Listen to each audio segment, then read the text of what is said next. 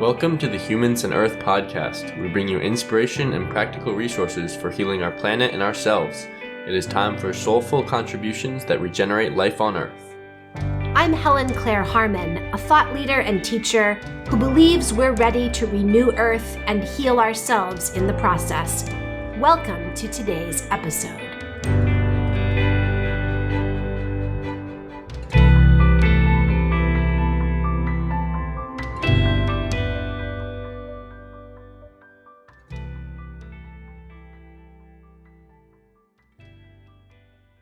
Welcome to the Humans and Earth podcast. I am really happy today to have Lana Shlafer with us.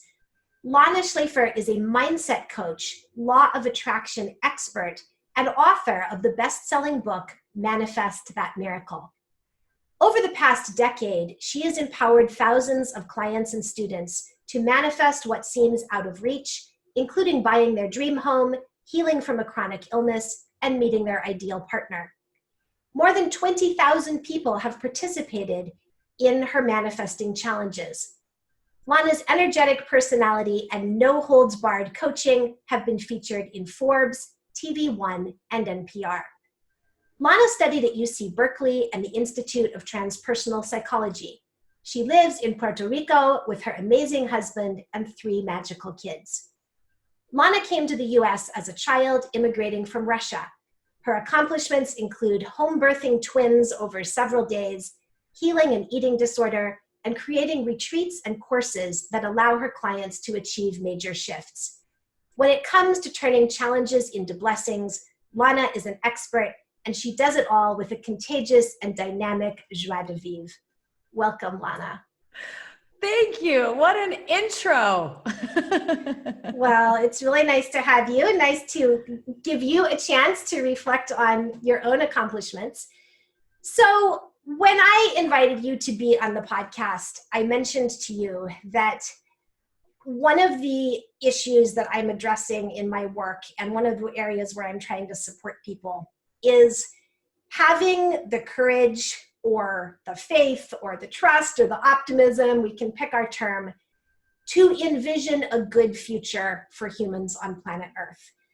When I talk to people, I encounter a very common attitude that we've really messed up the planet, our environmental issues are just too serious, and I expect the worst. Lots of people seem to kind of be in a mindset where they're reluctant to envision a wonderful future for people on Earth.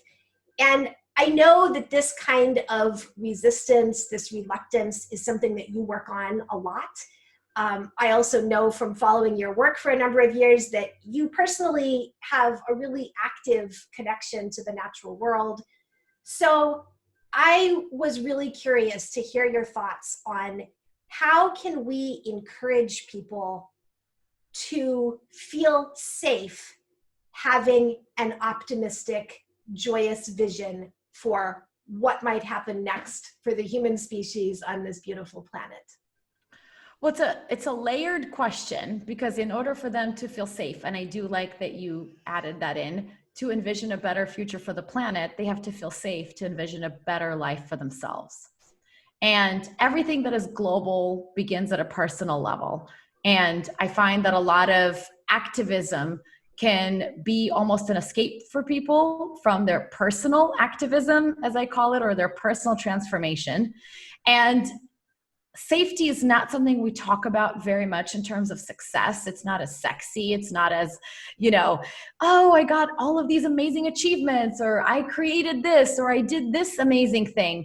But feeling safe is one of the greatest sort of miracles that a lot of my clients end up celebrating, because it allows them to fully be themselves and to recognize that what they imagine, what they vision, is what they will in essence bring forward.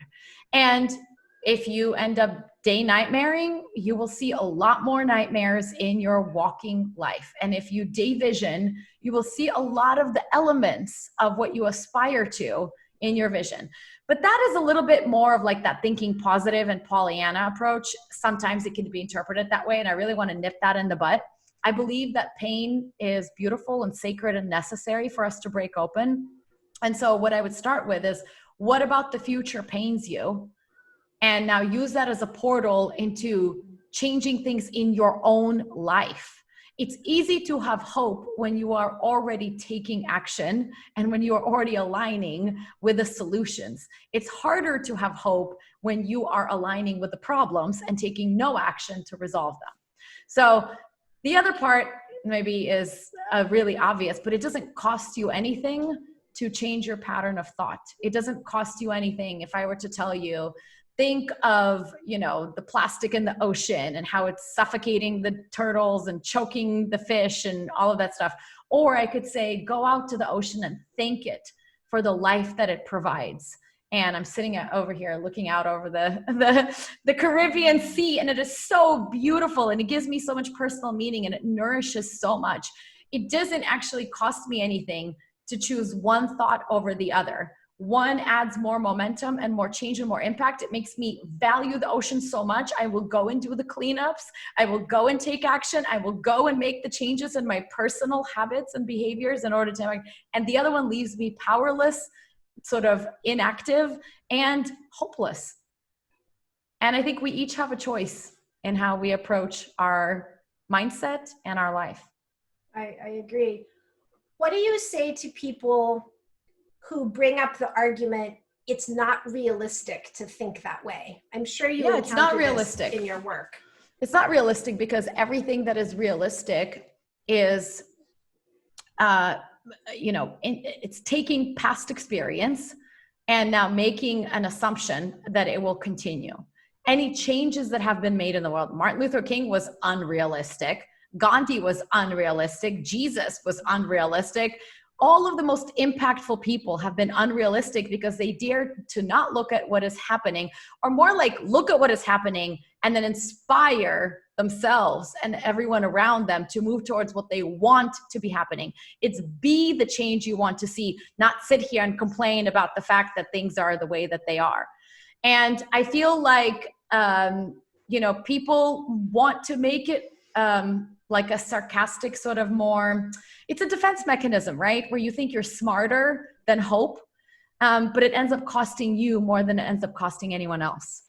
And I would rather, there's a quote, and I cannot remember who has that quote, but it's in my book. I wish I had a moment to look it up, but it essentially says that the world is changed by unreasonable men and women. Like, reasonable people don't change anything. So dare to be unreasonable is my motto. Right. I think it's so true. And partly, I think we just have to keep shifting the culture to give more and more people that sense of permission. So, it's really one of the goals behind this podcast is to open up that conversation about what if you dare to dream that we can regenerate this planet, and in doing so, vastly improve human health and well-being and the well-being of all the other species we share the planet with.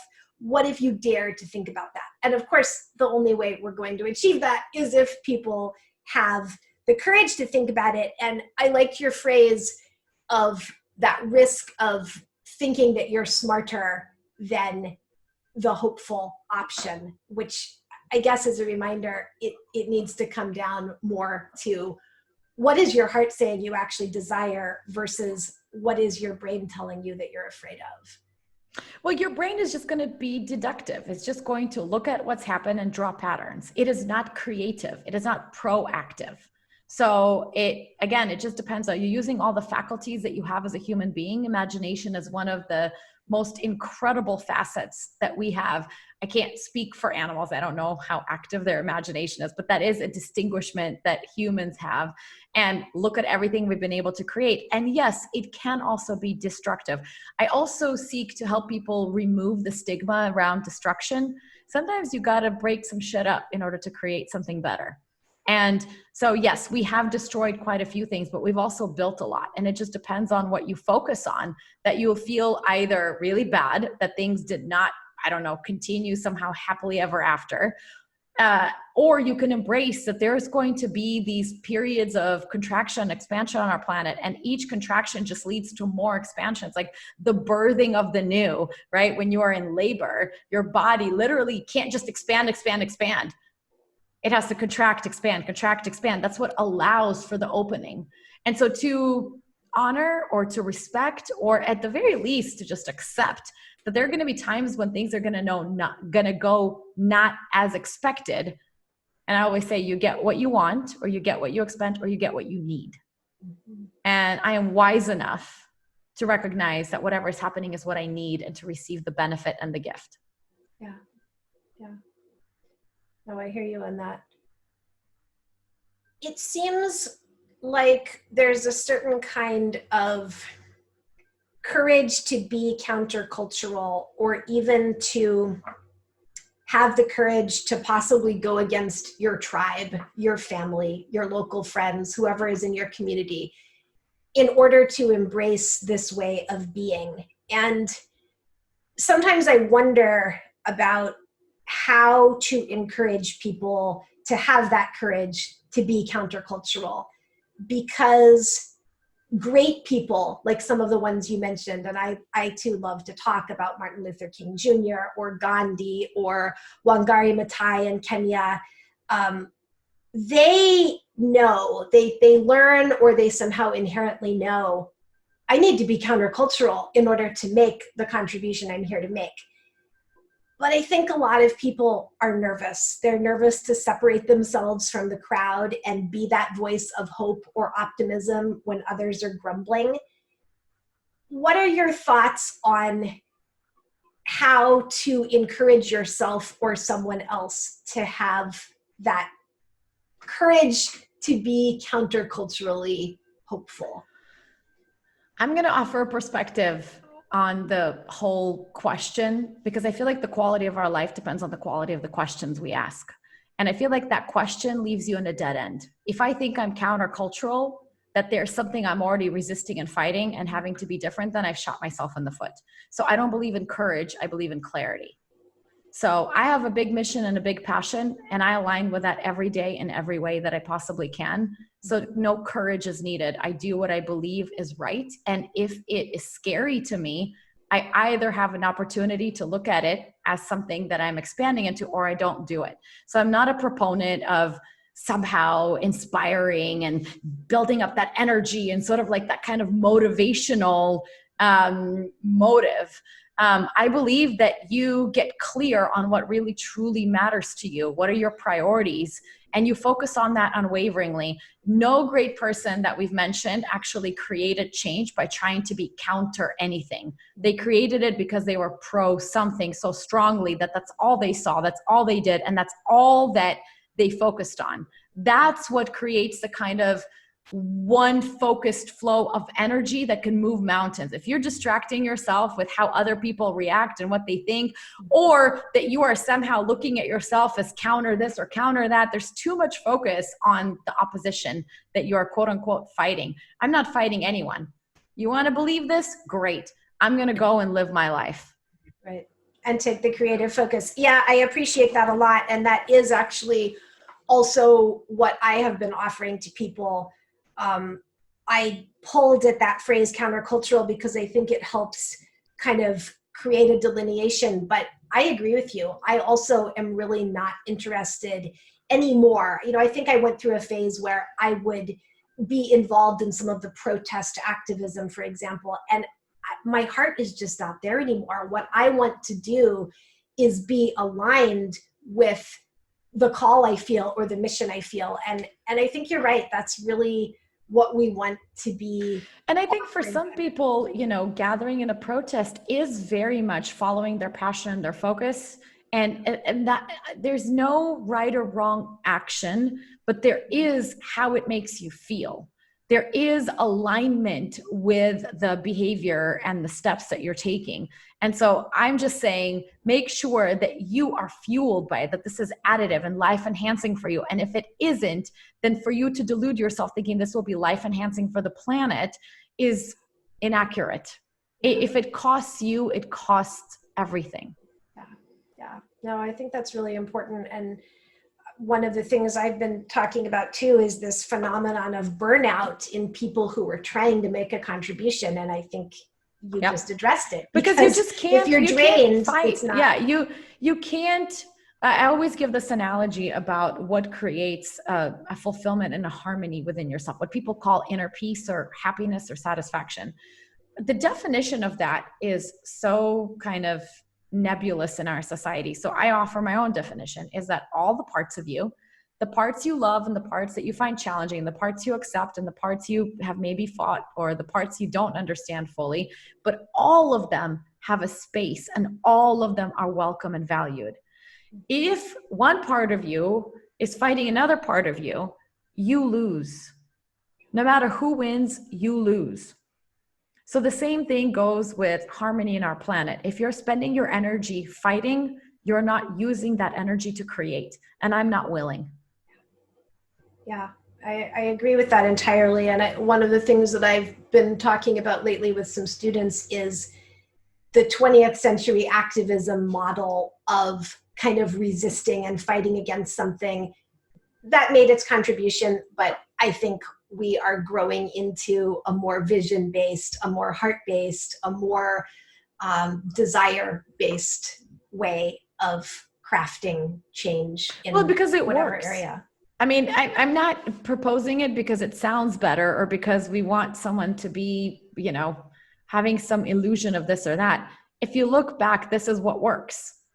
And it doesn't mean that you are somehow never disheartened or challenged by something or, maybe triggered in some way or whatever the resistance is. My big sort of mission on this planet is to help people use resistance as fuel to create what they want. So they're not spending any time resisting the resistance. Mm-hmm. If you resist resistance, that's creating more resistance. And if you embrace it, you're creating more embracing. In the law of attraction and manifesting miracles space, you're the only teacher I'm aware of who tends to talk a fair amount about your own connection to nature as one of your practices. Maybe there are other people out there who are really emphasizing that, but I think it's something distinctive about how you take care of yourself and align yourself. And I'm wondering if you want to talk about that. I mean, how can you not? I don't know what to say. I mean, every breath I take, we've aligned our entire life. We moved our family to Puerto Rico so we could be more connected to the earth. It is maybe it came, from pain initially for me, where I just felt like nature offered me a connection and a break. I grew up atheist in Russia, so I didn't have a religious connotation to things or like have that path to sort of seek comfort. It was either other humans or nature. And nature to me was my path in many ways to more of myself and more grace and more recognition of deeper truths. And I don't know, I feel like if you disconnect yourself from nature, and nature means a lot of different things, right? It doesn't mean that you're, having a garden. I'm not a gardener in particular, sort of tend to kill the plants that I have because I'm more of an admirer than a gardener in that sense. But I'm a really good admirer of gardening. Right? So it is whatever your connection is. And some people love the ocean and some people love, the mountains and some people love water and some people love plants and animals. And I mean, I think it just connects us to the fabric of this universe. So I almost don't know what to say. If you're not connected to nature, how could you be connected to yourself? Because it's our larger body. I've thought about that a lot in the last few years, that, so many of us are working on a more aware, self-nurturing, aligned connection to our physical bodies. And the earth and all her components I've come to think of them as just that extension, our larger body, where the oxygen comes from, where the food comes from, where the sunlight and the beauty and the fun come from. Absolutely. And it's like wanting your left arm to get better and ignoring your right arm. I mean, it's connected to your whole organism, right? And you have to nourish it at the root and look at it as a holistic perspective. Otherwise, you are just going to end up with some atrophied limbs that you cannot use. And that's not full vibrance and health and radiance. Yeah, well, and arguably that's, to some extent, that's what humanity is struggling with right now.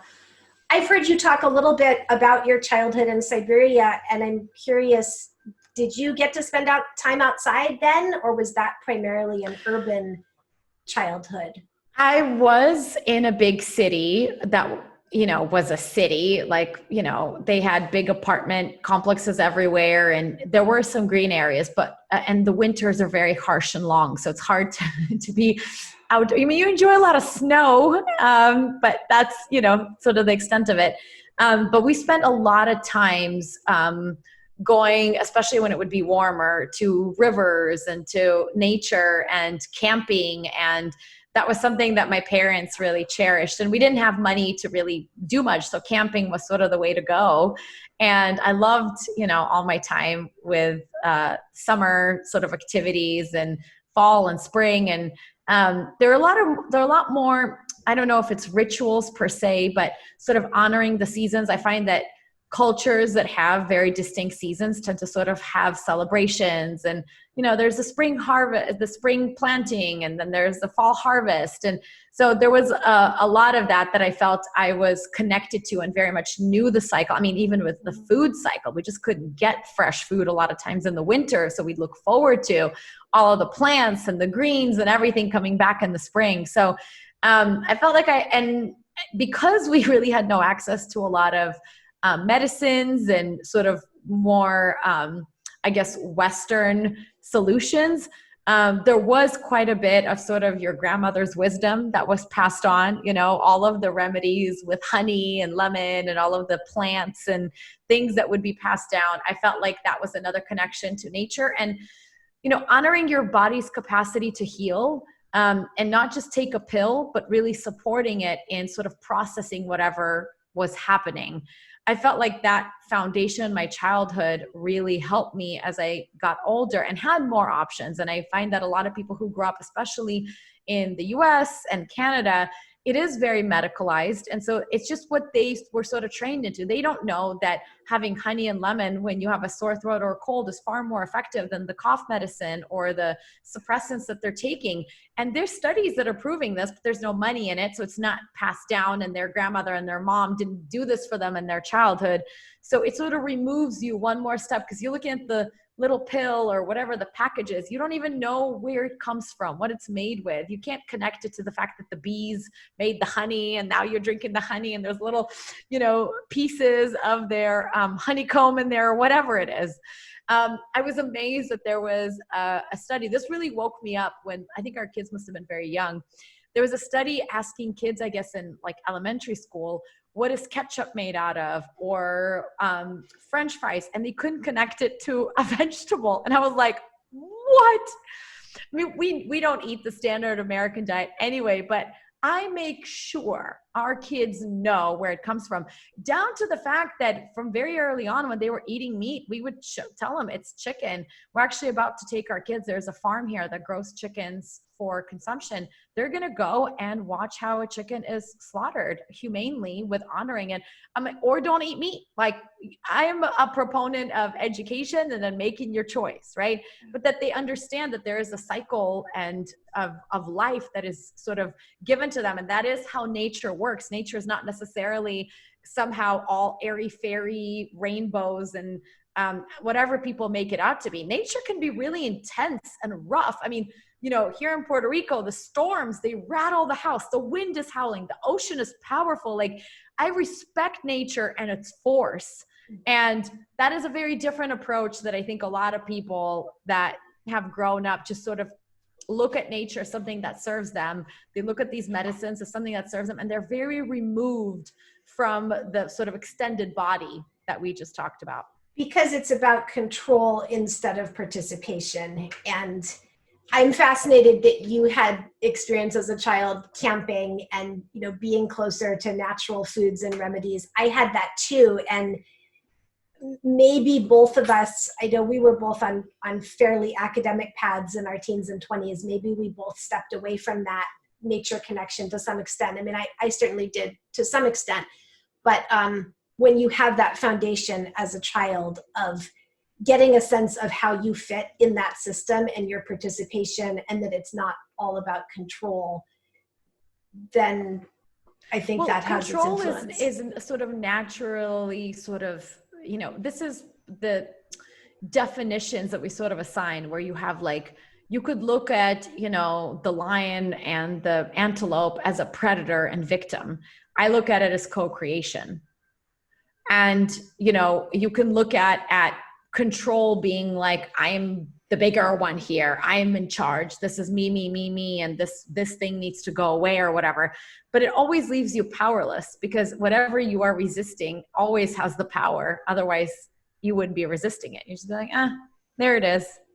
Here I am. And I find that co-creation is a much more effective mechanism for actually creating change, and that kind of honoring approach to saying, well, this is what it is. This is where I am. How can we essentially grow together, work together? There's a sense of we. I heard this from somebody who had a video about relationships, and I've always quoted this, and I wish I could remember the name of the person. He talked about in his marriage that it used to feel like it's him versus his wife fighting against each other to resolve a problem. And he said our solutions came when it was me and her versus the problem / opportunity. There was a we that included both of them, and nobody had to suffer. That's why I say I don't believe in compromise. I believe in creativity. I believe in creation, so that nobody is sort of losing and suffering. But that is a radical perspective shift for a society that is used to being in duality, and pretty much our entire educational, cultural, religious, educational, I think I already said educational, so twice, upbringing is around good and bad, and this is right and wrong. So that duality is introduced very early on, and we sort of operate it. So how can you create oneness when all you're seeing is duality? So it becomes a spiritual, if you will, question, or an existential question at some point for everybody.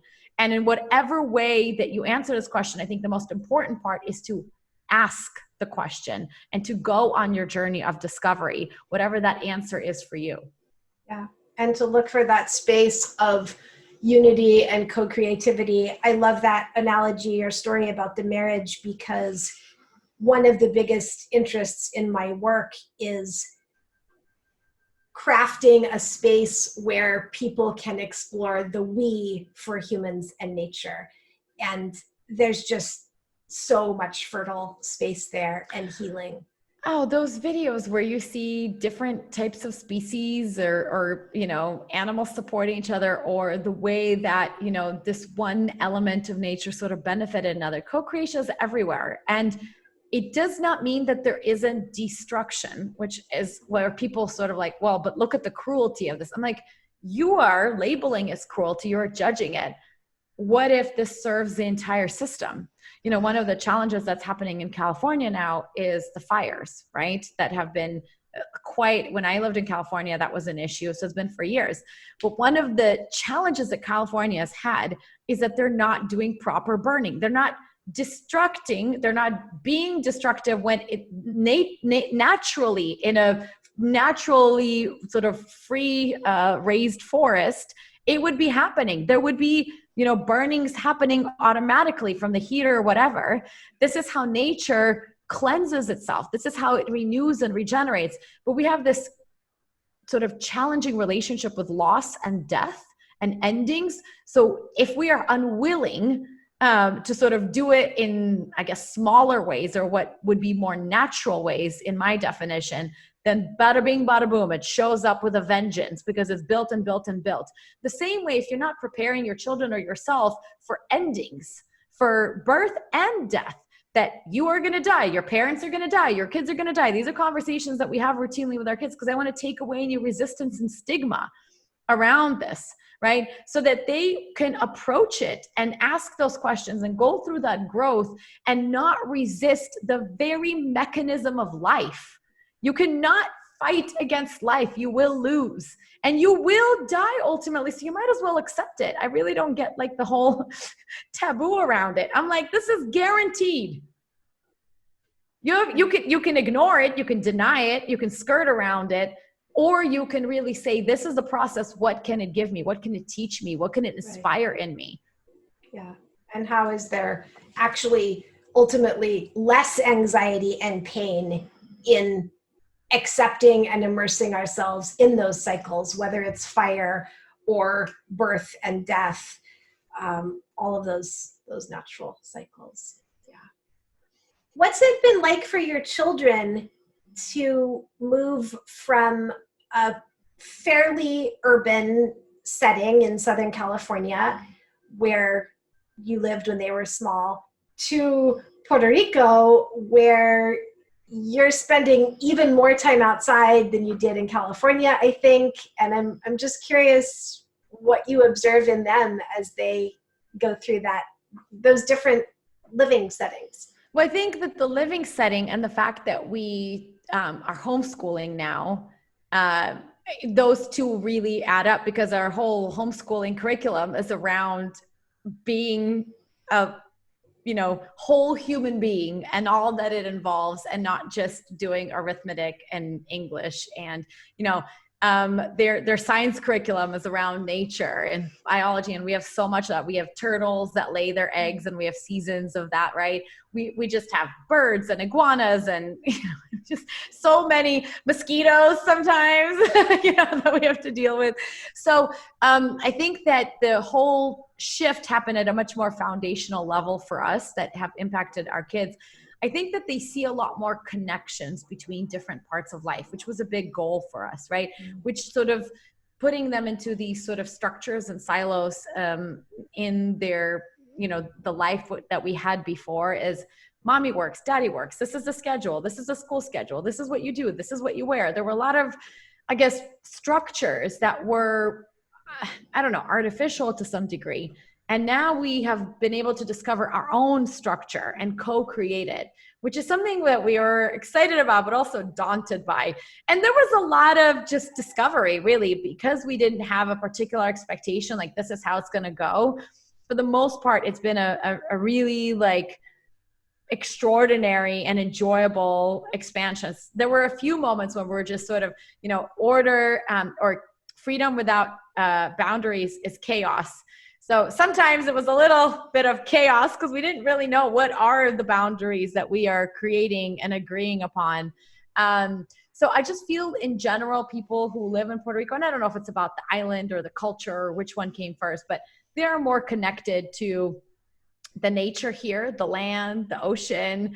I think because you can't easily go somewhere else, like in an instant, you sort of have to take care of what you've got, right?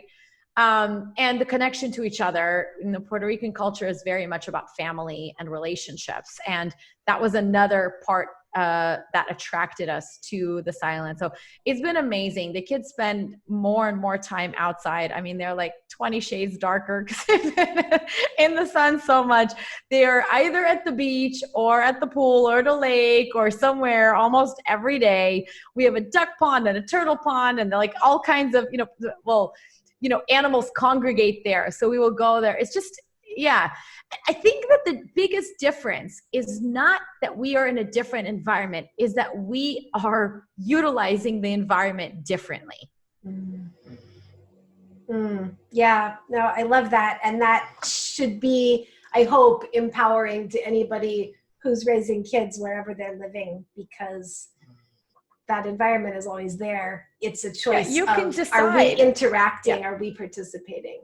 And I get that life gets very busy. And I think that COVID's been a really huge opportunity for so many people to sort of reevaluate what really matters for them and how they want to sort of create the life they want going forward. And if you were sort of running on assumptions and sort of the way that you do things, and it was just automatic and automated, then hopefully this gives a lot of families a chance to be like, I mean, they're predicting a lot more kids are going to be homeschooled, and a lot more parents are going to be either working from home or figuring out more alternative ways instead of the sort of 9-to-5 job that they had. So that changes the potential that they could, go at 10 a.m. to go watch that, bird be in that tree or whatever it is, because they are more free to do so. I think that a lot of the structures that we had, even though we chose them with my husband and our family, were limiting. Looking back, there were a lot more opportunities. And I know people who have chickens in their little yards and do a lot of things, even in a city environment. I just think that whatever helps you connect more with nature, with yourself, with each other, is going to serve you, and find a way to do that in whatever you have access to currently. Yeah, I'd like you. I'm really excited, very sad about the pandemic in many ways, and also very excited to watch how we seem to be in a time of people claiming our freedom and our connection and our interconnection in new ways. And it is exciting. It's been polarizing. Yeah. So I feel like you either move forward this way or this way, and you get to choose. Yeah. So 2 things I'd like to ask you before we close. The last thing I always talk about with a guest is, what is your personal vision of gorgeous, thriving human life on planet Earth? So we'll save that for last.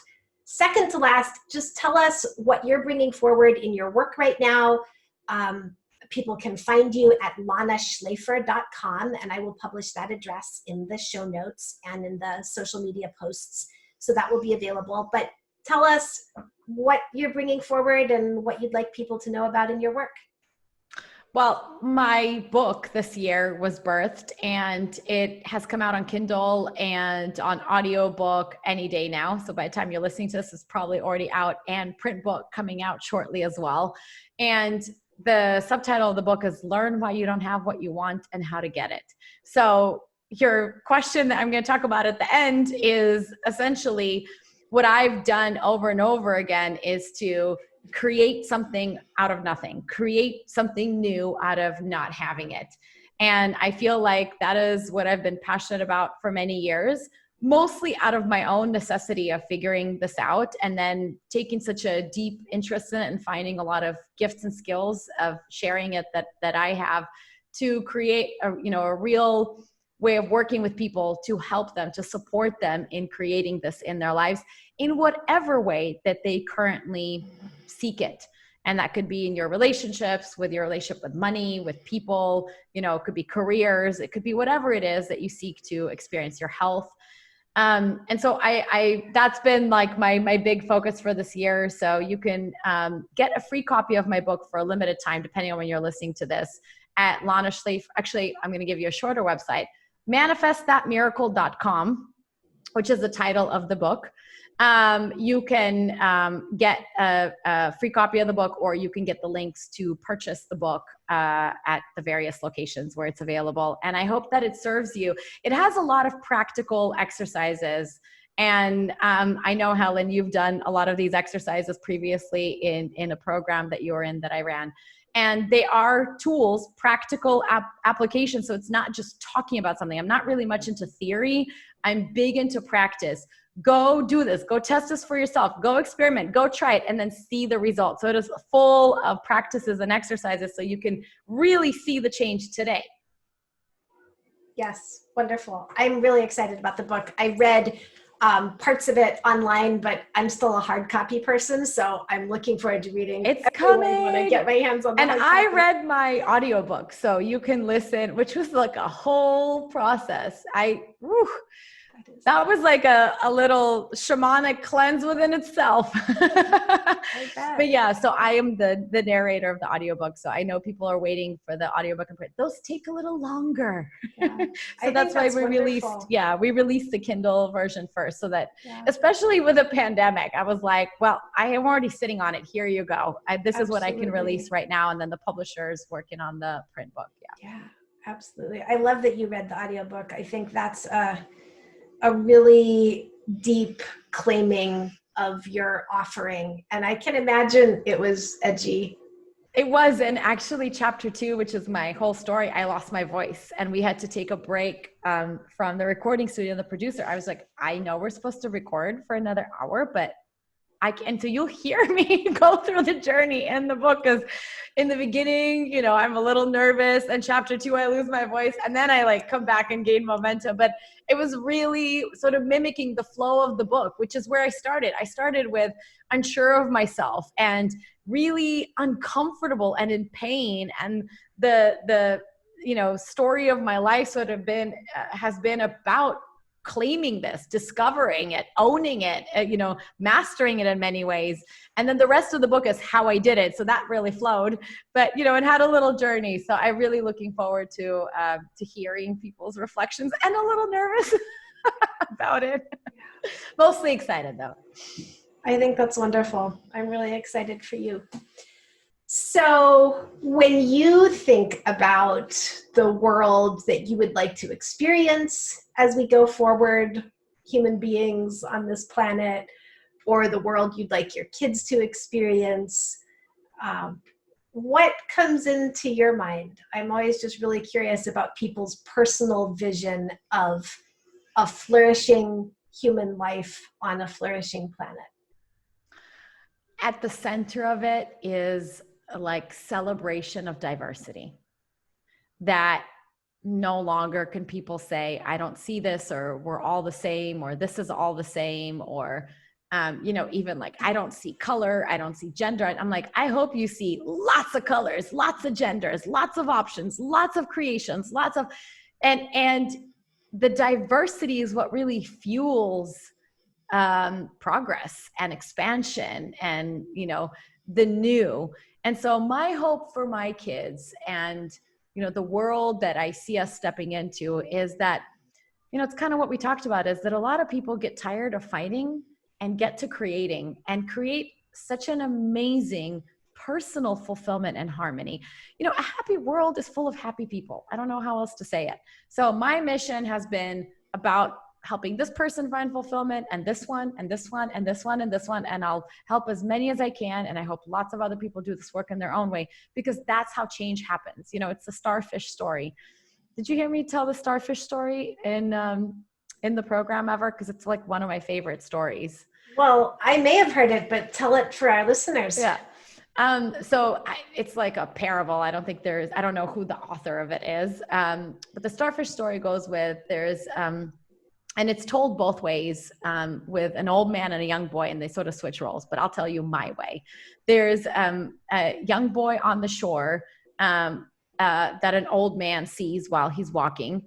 And he asks the young boy, you know, what are you doing? You're like standing there and you're taking these starfish and you're putting them into the water. And there's hundreds of starfish that have been washed up on shore that were essentially dying. And the old man says, you can't save them all. Like, just go home, you know, it's getting dark. And the young boy says, well, maybe I can't save them all. And he picks one up and throws it in the ocean and says, but I made a difference to that one. And I feel like that's what I ultimately focus on. Make a difference in my own life, in my kids' life, in my husband's life, in my friend's life, in my client's life, in my community's life, and let it spread out from there.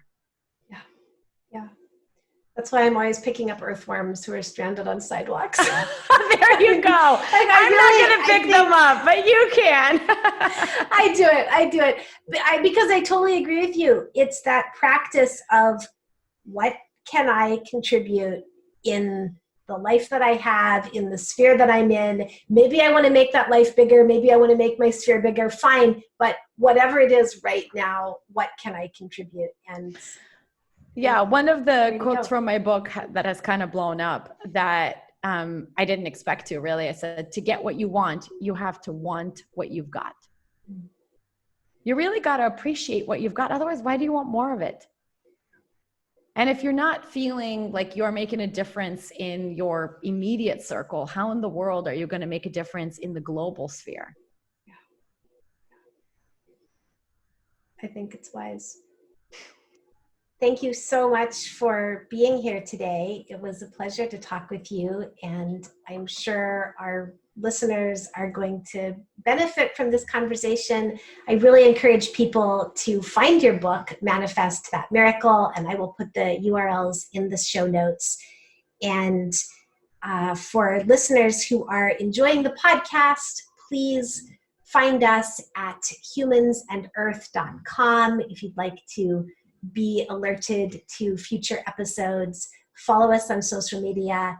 And once again, Lana, thank you so much. Thank you.